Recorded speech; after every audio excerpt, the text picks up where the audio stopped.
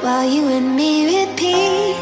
This bittersweet heat is suffocating. I'm waiting and always hesitating. Kryptonite desires set my heart afire.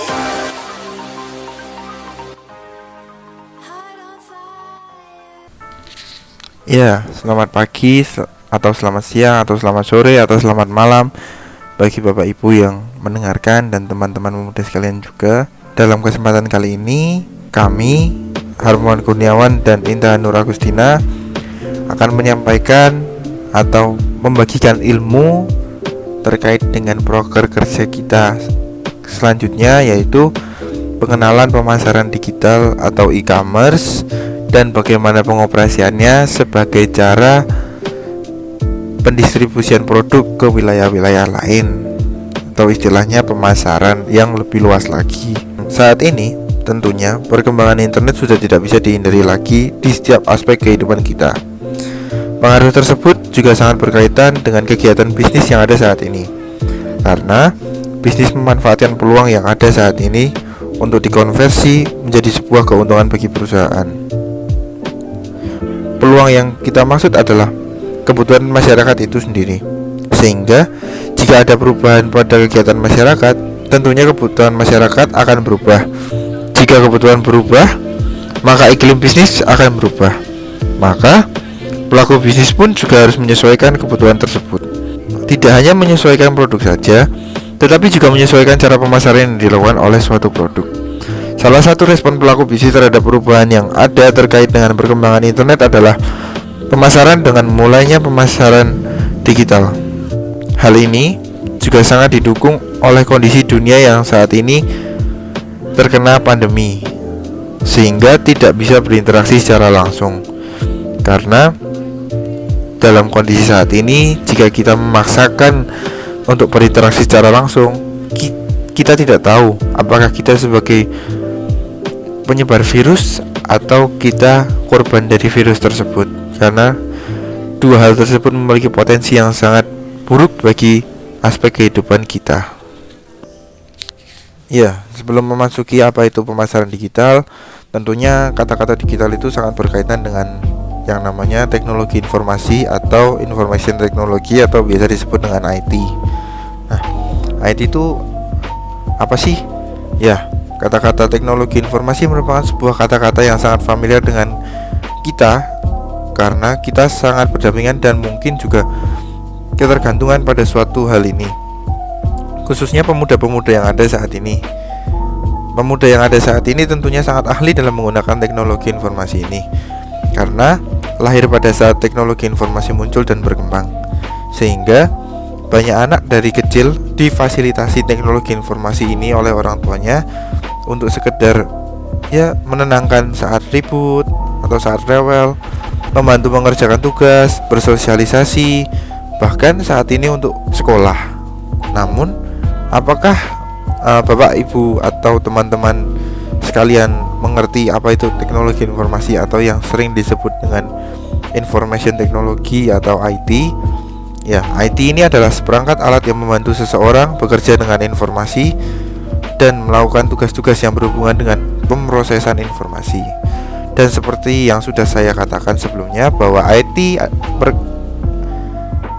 perkembangan IT yang sangat pesat pada beberapa tahun terakhir mempengaruhi berbagai kegiatan manusia, termasuk kegiatan pemasaran yang dilakukan oleh pengusaha serta tidak terkecuali UMKM yang ada saat ini. Kemudian, apa sih manfaatnya IT dalam pemasaran itu? Mari kita lihat lebih lanjut pada slide-slide berikutnya. Di sini dapat kita lihat berbagai kemampuan IT dalam mendukung kegiatan pemasaran. Yang pertama, IT dapat melakukan komputasi numerik secara cepat dan memiliki kapasitas volume yang besar. Implementasi dari kemampuan ini adalah ketika kita sebagai pelaku usaha dapat melakukan analytics atau analisis terhadap pemasaran yang kita lakukan secara cepat dan banyak dalam setiap kegiatan pemasaran yang kita lakukan. Contohnya, analytics yang bisa kita lihat mungkin ketika kita melakukan Facebook Ads atau Instagram Ads, kita bisa melihat berapa sih jumlah orang yang melihat iklan kita, berapa sih conversion rate yang bisa kita dapat dari iklan kita. Tentu saja itu akan membantu kita untuk bisa mengetahui berapa profit kita, berapa keuntungan kita dibandingkan dengan biaya yang kita keluarkan untuk iklan secara mudah dan akurat. Yang kedua, IT memiliki kemampuan untuk berkomunikasi secara cepat, akurat, dan murah. Implementasi dari kemampuan IT ini adalah ketika terdapat seorang yang mau bertanya-tanya terkait produk yang kita tawarkan di suatu platform atau suatu internet, maka orang tersebut dapat menghubungi perusahaan secara real time, atau istilahnya ketika kita biasanya mengakses website atau toko-toko marketplace seperti Shopee, Bukalapak, Tokopedia, kita bisa melakukan komunikasi secara real time 24 jam ke penjualnya gitu. Perusahaan saat ini dapat menyediakan berbagai fitur seperti call center 24 jam atau memiliki aplikasi lain yaitu chatbot. Dengan adanya chatbot, maka komputasi yang ada sudah diatur sedemikian rupa untuk menanggapi respon-respon yang ada secara terstruktur. Jawaban yang ada pun sangat mengarahkan seseorang untuk mengatasi masalahnya. Tentunya itu sangat murah bagi perusahaan yang memanfaatkannya. Mungkin kalau untuk chatbot, Bapak Ibu atau teman-teman sekalian bisa melihat contohnya dalam penggunaan IndiHome, di webnya IndiHome. Web IndiHome ataupun media-media sosial lainnya, tentunya jika kita untuk bertanya sesuatu, mereka bisa menjawab secara real time dan jawaban-jawaban yang ada biasanya terstruktur, sehingga konsumen yang berkeluh kesah tentunya tidak akan menunggu lama pegawai-pegawai yang ada. Yang ketiga adalah IT memiliki kapasitas penyimpanan semakin besar dan mudah diakses. Implementasi dari kemampuan IT ini adalah dari yang dulu menyimpan beberapa data secara offline tentunya terbatas karena dilakukan oleh tenaga manusia dan akan memakan tempat ruang yang banyak, dan potensi terjadinya error atau human error juga sangat besar. Dengan kemampuan IT, maka membantu perusahaan untuk menyimpan segala data konsumen secara masif dan mudah diakses oleh berbagai divisi dalam sebuah perusahaan. Yang keempat, IT memberi peningkatan efektivitas kerja tim walaupun berbeda lokasi.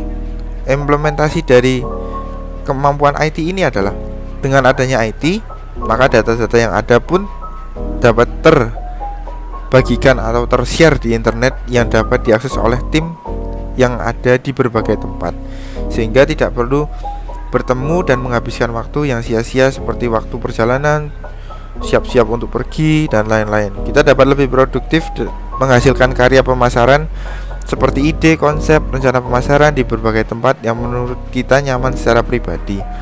Jika butuh bertemu, dapat melakukan dengan telekonferensi, misalnya Zoom, Meet atau Google Meet, Microsoft Teams, Webex, atau sosial media yang setiap hari kita gunakan yaitu WhatsApp video call, Line video call, dan lain-lain.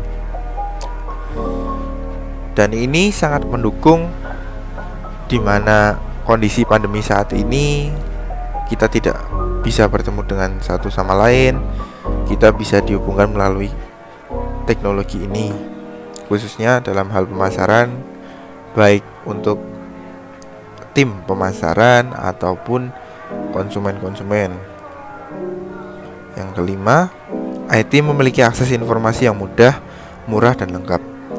Ya, implementasi dari kemampuan IT ini adalah Google misalnya dapat memberikan berbagai tren yang ada saat ini, sehingga kita dapat melihat peluang yang ada dan memanfaatkannya untuk memasarkan produk kita.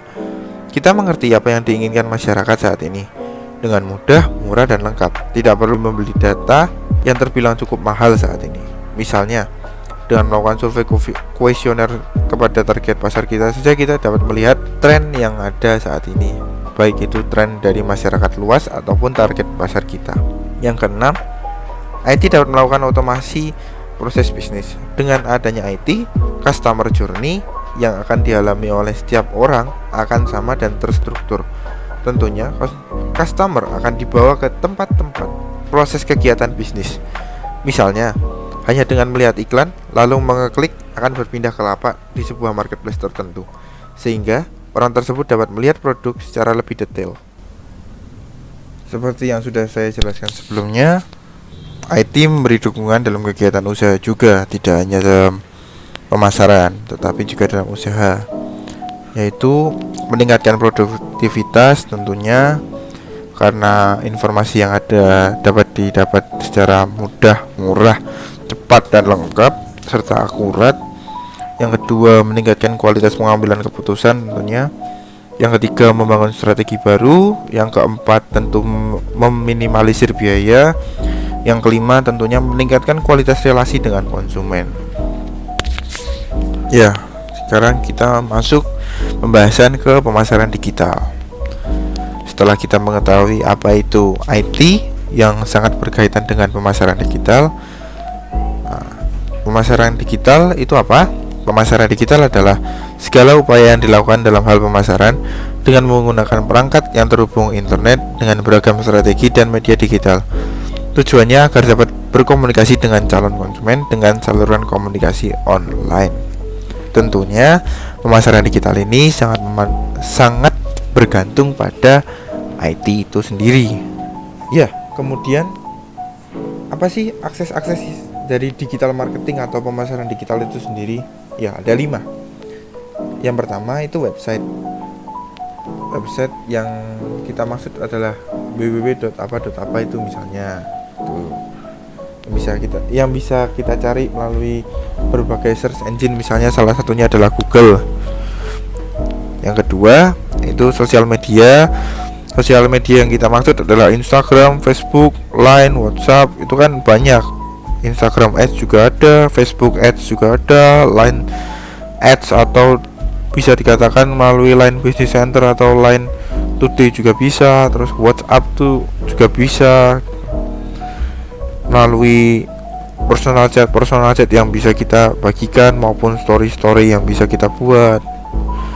Yang ketiga adalah interaktif audio seperti YouTube, Spotify, podcast, di mana YouTube, Spotify dan podcast saat ini sangat berkembang. Tentunya di masa-masa pandemi ini YouTube, Spotify dan podcast sangat menjadi ketergantungan bagi pemuda-pemuda saat ini, dan itu bisa dimanfaatkan oleh berbagai pelaku UMKM untuk memasarkan produknya supaya mereka mengetahui dan menyadari bahwa ada produk-produk UMKM yang ada di Desa Kalidengan ini. Contohnya sosial media juga bisa seperti Instagram Ads, Facebook Ads, Line Ads, WhatsApp juga bisa melalui story juga bisa dimanfaatkan, karena saat ini masyarakat menggunakan sosial media sangat lama dalam waktu sehari, dan juga ditambah pada masa pandemi ini tentunya tambah lama lagi,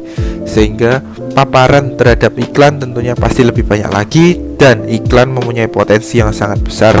Yang keempat adalah display ads, atau yang bisa kita lihat misalnya videotron di jalan-jalan itu tentunya memiliki efek yang sangat besar bagi pemasaran kita dan juga mudah serta murah. Yang kelima adalah blog, misalnya kita bisa menulis sesuatu atau memasarkan sesuatu melalui blog-blog tertentu yang bisa kita buat di internet. Ya, kemudian apa sih kelebihan atau keunggulan dari pemasaran digital? Ada 5. Yang pertama, media digital menjadi gerbang informasi bagi konsumen saat ini. Konsumen saat ini mengandalkan teknologi dalam mencari informasi sebagai sumber yang terpercaya menurut mereka. Dengan begitu, konsumen akan mencari informasi mengenai suatu produk terlebih dahulu dari internet, sehingga memudahkan konsumen dalam mencari dan mempelajari suatu barang tertentu. Contoh yang paling mudah adalah misalnya kita ingin membeli HP di suatu tempat.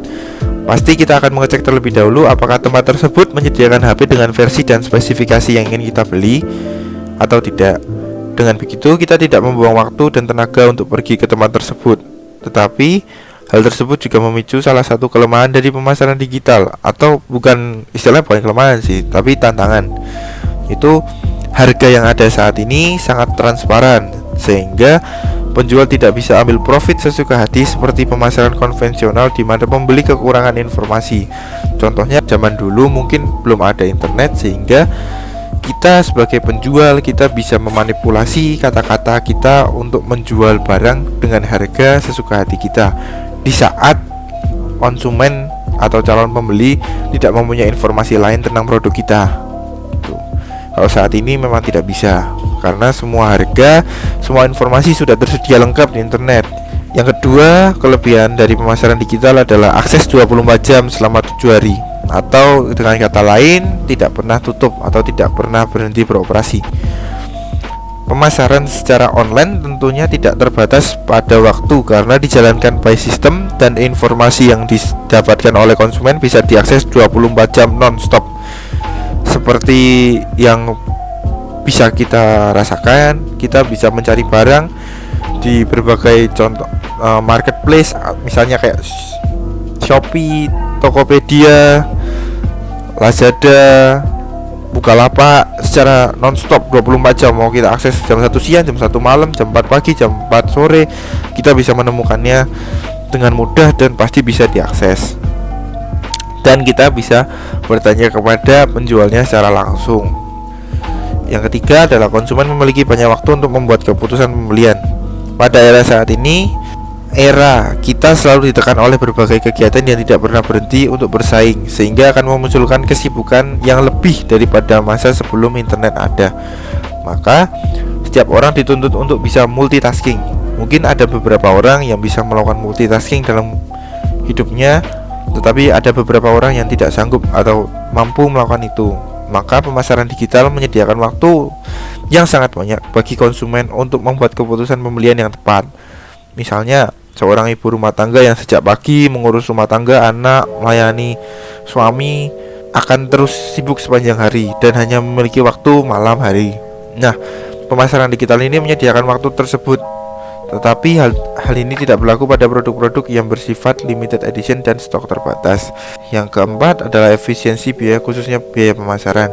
Dengan adanya pemasaran digital, dapat memanfaatkan search engine optimization, social media ads, dan paid promote, yang tentunya biaya tersebut lebih murah dibanding pemasaran secara konvensional seperti koran, TV, majalah, dan radio.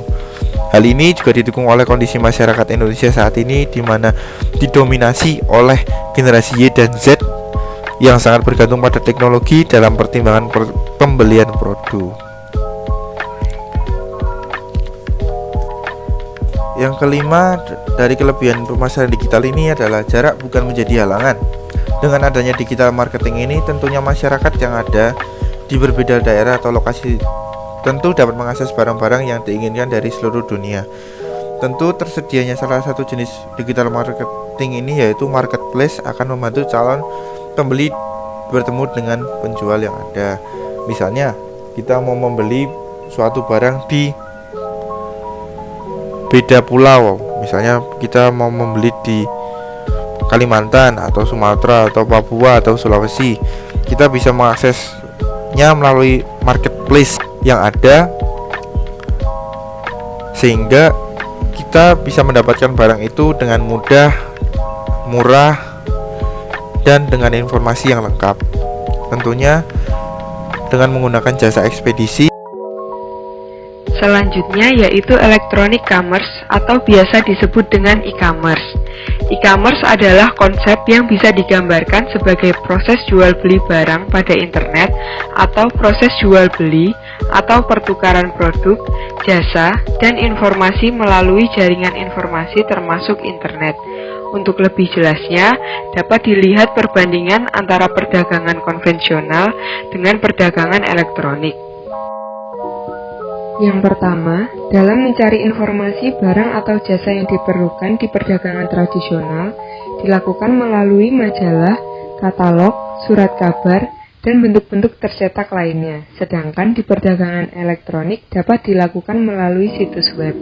Yang kedua, dalam memeriksa harga, di perdagangan tradisional menggunakan katalog tercetak, sedangkan di perdagangan elektronik menggunakan katalog online. Yang ketiga, dalam memeriksa ketersediaan barang dan harganya, di perdagangan tradisional menggunakan telepon dan fax, sedangkan di perdagangan elektronik melalui situs web. Yang keempat, dalam melakukan pemesanan di perdagangan tradisional menggunakan surat, faks, dan bentuk-bentuk tercetak lainnya. Sedangkan di perdagangan elektronik dilakukan melalui surat elektronik atau biasa disebut dengan email. Yang kelima, dalam mengirimkan pesan di perdagangan tradisional menggunakan surat dan faks. Sedangkan di perdagangan elektronik menggunakan surat elektronik dan halaman web. Yang keenam, dalam mengurutkan pesanan di perdagangan tradisional dilakukan secara manual. Sedangkan di perdagangan elektronik pesanan diurutkan dengan basis data. Yang ketujuh, dalam memeriksa barang di gudang di perdagangan tradisional berbentuk tercetak, telepon, dan faks. Sedangkan di perdagangan elektronik berbasis data dan web. Yang kedelapan, dalam menjadwalkan pengiriman di perdagangan tradisional berbentuk cetak, sedangkan di perdagangan elektronik berbentuk surat elektronik dan berbasis data. Yang kesembilan, dalam membuat invoice di perdagangan tradisional dilakukan dengan berbentuk cetak, sedangkan di perdagangan elektronik berbasis data. Yang ke-10, dalam mengirimkan pesanan untuk perdagangan tradisional dan perdagangan elektronik keduanya dikirimkan oleh pengirim. Yang ke-11, dalam konfirmasi pesanan di perdagangan tradisional berbentuk surat, telepon, dan faks, sedangkan di perdagangan elektronik berbentuk surat elektronik. Yang ke-12, dalam mengirimkan invoice dan menerima invoice di perdagangan tradisional berbentuk surat, sedangkan di perdagangan elektronik berbentuk surat elektronik dan EDI.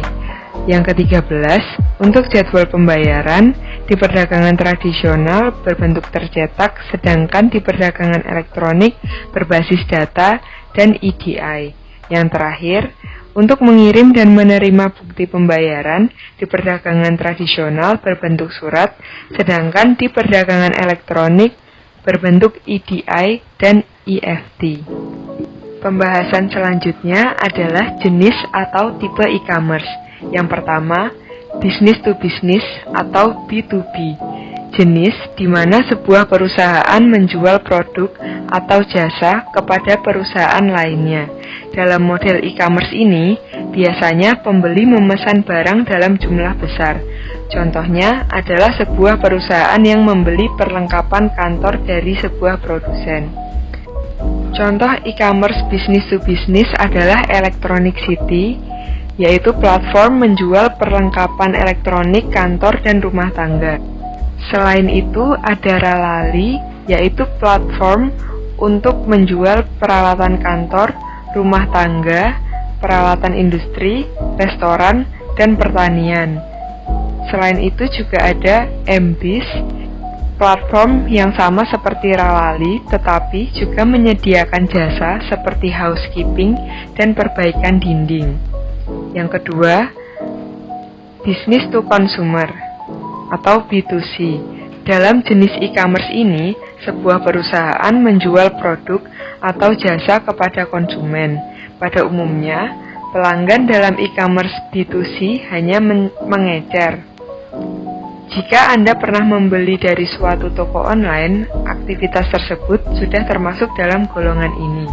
Contohnya adalah Lazada, yaitu platform yang menyediakan fashion, aksesoris, kosmetik, dan elektronik pribadi. Contoh lainnya ada Blibli, yaitu seperti Lazada, namun juga menjual perabotan, perlengkapan anak, dan perlengkapan olahraga. Selain itu juga ada Shopee yang sama seperti e-commerce lainnya. Yang ketiga, consumer to consumer atau C2C, yaitu jenis e-commerce yang meliputi semua transaksi elektronik barang atau jasa antar konsumen. Umumnya, transaksi ini dilakukan melalui pihak ketiga yang menyediakan platform online untuk melakukan transaksi tersebut. Aktivitas yang termasuk dalam e-commerce jenis ini termasuk menjual barang bekas ke orang lain yang membutuhkannya melalui internet. Contoh dari jenis e-commerce ini adalah OLX, yaitu platform untuk menjual berbagai produk, mulai dari keperluan pribadi hingga kendaraan dan peralatan rumah tangga. Selain itu ada Tokopedia, yaitu platform seperti Shopee, tetapi pembeli juga dapat menemukan barang bekas di sini. Selain itu, ada Kaskus, yaitu merupakan forum terbuka namun tidak jarang digunakan pengguna untuk memasarkan barang bekas. Yang keempat, consumer to business atau C2B. Berkebalikan dengan B2C, e-commerce C2B adalah skenario di mana seseorang menjual produk atau layanan kepada sebuah perusahaan. Contohnya adalah seorang graphic designer. Misalnya, ia menawarkan dan menjual logo buatannya kepada sebuah bisnis makanan. Untuk contoh platform dalam e-commerce ini ada freelancer, yaitu website di mana pekerja freelance menawarkan keahlian pada bisnis yang membutuhkan. Yang kedua, ada Upwork, yaitu platform yang sama seperti freelancer. Contoh yang terakhir adalah iStock, yaitu platform atau situs untuk bisnis yang membutuhkan foto, video, dan ilustrasi digital untuk penggunaan komersial. Bagaimanakah keuntungan e-commerce bagi perusahaan? Yang pertama adalah efisiensi. Seperti disinggung di bagian sebelumnya, perdagangan elektronik akan sangat memangkas biaya operasional. Perusahaan yang berdagang secara elektronik tidak membutuhkan kantor dan toko yang besar, menghemat kertas yang digunakan untuk transaksi, periklanan, serta pencatatan. Selain itu, perdagangan elektronik juga sangat efisien dari sudut waktu yang digunakan. Pencarian informasi produk dan transaksi dapat dilakukan lebih cepat dan akurat. Yang kedua, menghilangkan jarak. Memperpendek jarak perusahaan dapat lebih mendekatkan diri dengan konsumen. Dengan hanya mengklik tautan-tautan yang ada pada situs, konsumen dapat menuju ke perusahaan dimanapun saat mereka berada. Yang ketiga, perluasan pasar. Jangkauan pemasaran menjadi semakin luas dan tidak terbatas oleh area geografis dimanapun perusahaan berada. Yang keempat, perluasan jaringan mitra bisnis. Pada perdagangan tradisional, sangat sulit bagi suatu perusahaan untuk mengetahui posisi geografis mitra kerjanya yang berada di negara lain atau benua lain. Bagaimanapun juga, mitra kerja sangat penting untuk konsultasi dan kerjasama baik teknis maupun non-teknis. Dengan adanya perdagangan elektronik lewat jaringan internet, hal tersebut bukan menjadi masalah yang besar lagi. Kemudian, apa saja keuntungan e-commerce bagi konsumen? Yang pertama, efektif. Konsumen dapat memperoleh informasi tentang produk yang dibutuhkannya dan bertransaksi dengan cara yang lebih cepat dan mudah. Yang kedua, aman secara fisik. Konsumen tidak perlu mendatangi toko tempat perusahaan menjajakan barangnya, dan ini memungkinkan konsumen dapat bertransaksi dengan aman, sebab di daerah tertentu mungkin sangat berbahaya jika berkendaraan dan membawa uang tunai dalam jumlah yang besar. Yang ketiga, fleksibel. Konsumen dapat melakukan transaksi dari berbagai lokasi, baik dari rumah, kantor, warnet, atau tempat lainnya. Konsumen juga tidak perlu berdandan rapi seperti pada perdagangan tradisional umumnya. Kemudian, bagaimana keuntungan e-commerce bagi masyarakat umum? Yang pertama, membuka peluang kerja baru. Era perdagangan elektronik akan membuka peluang kerja baru bagi mereka yang tidak buta teknologi. Muncul pekerjaan baru seperti pemrograman komputer, perancangan web, ahli di bidang basis data, analisis sistem, ahli di bidang jaringan komputer, dan sebagainya. Yang kedua, menguntungkan dunia akademis. Berubahnya pola hidup masyarakat dengan hadirnya perdagangan elektronik, kalangan akademisi akan semakin diperkaya dengan kajian-kajian psikologis, antropologis, sosial budaya, dan sebagainya yang berkaitan dengan dunianya. Selain itu, dampak langsung dari hadirnya internet secara langsung akan menantang kiprah ilmuwan di bidang teknik komputer, teknik telekomunikasi, elektronika, pengembangan perangkat lunak, dan sebagainya. Yang terakhir, meningkatkan kualitas sumber daya manusia. Perdagangan elektronik, seperti juga teknologi komputer pada umumnya, hanya dapat dilakukan oleh orang yang tidak gagap teknologi, sehingga nantinya akan mendorong orang-orang untuk mempelajari teknologi komputer demi kepentingan mereka sendiri. Selain itu, dalam melakukan perdagangan elektronik, seseorang suatu saat mungkin akan tersesat ke situs-situs yang berkualitas yang akan meningkatkan pemahaman orang yang bersangkutan.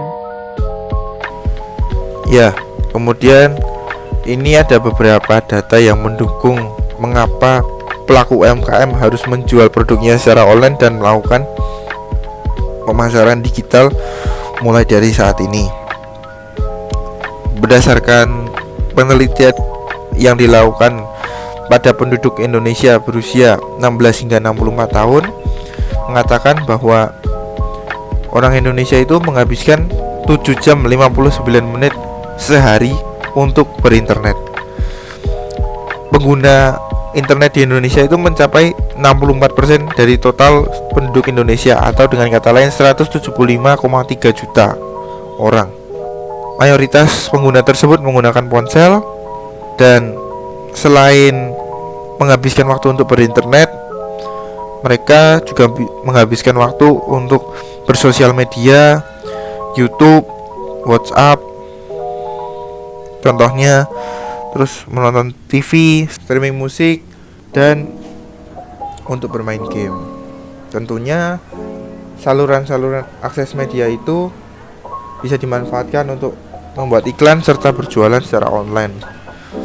Apalagi di tengah pandemi COVID ini, mereka pasti menambah jamnya untuk berinteraksi atau terpapar oleh internet itu sendiri.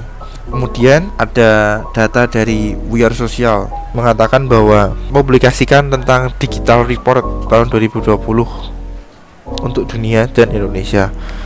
Jadi pada tahun 2020 ini, pada Januari 2020, total populasi yang ada di dunia itu kan 7,7 miliar. Nah, pengguna HP itu mencapai 5,1 miliar dan pengguna internet 4,5 miliar. Pengguna sosial media aktif 3,8 miliar.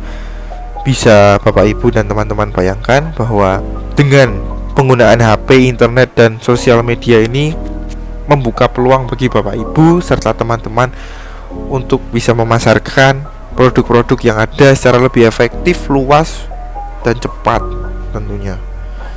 Itu untuk dunia. Dan untuk Indonesia bagaimana? Total populasi Indonesia pada Januari 2020 kan 272 juta. Terus pengguna HP juga 338 juta, pengguna internet 175 juta, pengguna sosial media aktif 160 juta. Tentunya dengan angka seperti ini tidak menutup kemungkinan bahwa produk-produk UMKM Desa Kalidengen yang misalnya dilakukan pemasaran digital dan melakukan penjualan secara online akan menyadarkan atau memberi wawasan kepada pengguna-pengguna internet bahwa ini loh, ada produk dari Kalidengen, produk UMKM dari Kalidengen yang bisa Anda beli dan Anda bisa nikmati dengan segala manfaat yang ada. Kemudian bisa kita lihat sendiri bahwa rata-rata setiap hari waktu menggunakan internet ya 7 jam 59 menit seperti yang dikatakan oleh beberapa media tadi. Kemudian apa sih yang media platform apa yang sangat sering digunakan atau sedang tren saat ini di Indonesia pada bulan Januari 2020? Ya tentunya yang pertama pasti YouTube, kemudian WhatsApp, kemudian Facebook, Instagram, Twitter, Line, dan lain-lain. Bisa dilihat dalam presentasi ini. Ya, yang terakhir adalah ini sangat berkaitan dengan salah satu program kerja dari teman kami, yaitu Kamila. Itu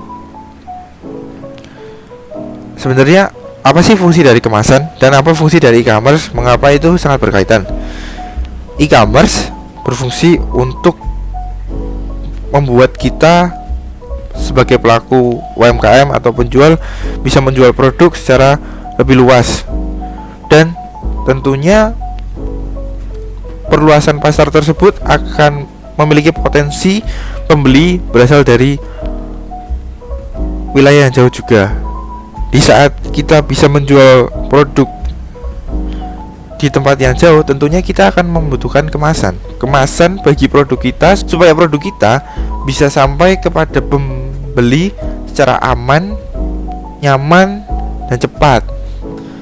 Nah, bagaimana kita bisa membuat produk kemasan yang ada atau yang bisa aman, nyaman, dan cepat itu sampai? Tentunya harus memiliki informasi atau pengetahuan tentang kemasan yang baik dan benar.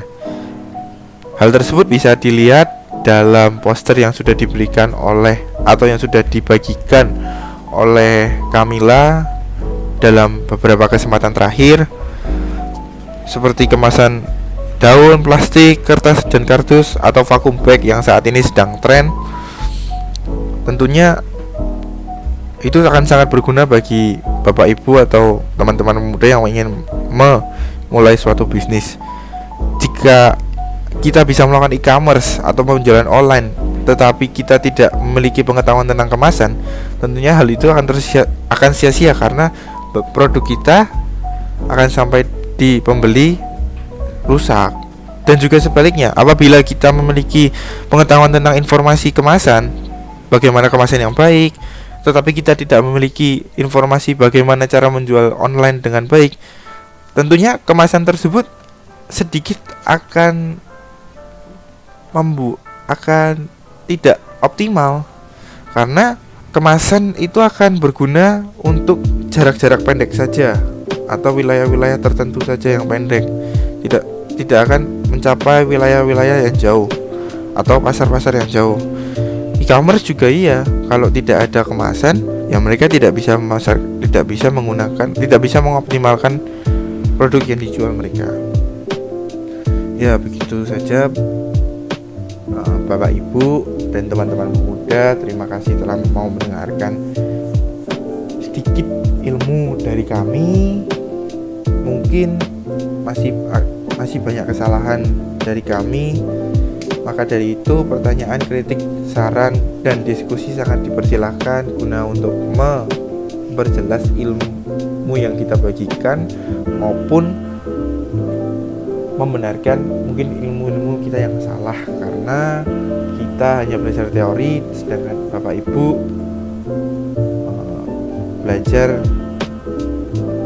dan Bapak Ibu dan teman-teman pemuda belajar praktek. Kemudian ditunggu video selanjutnya mengenai tutorial bagaimana pembuatan akun sebuah marketplace, di mana pelaku UMKM dapat melakukannya dengan mudah dan bisa digunakan untuk pemasaran online untuk perluasan pasar pelaku UMKM di Desa Kalidengan. Terima kasih.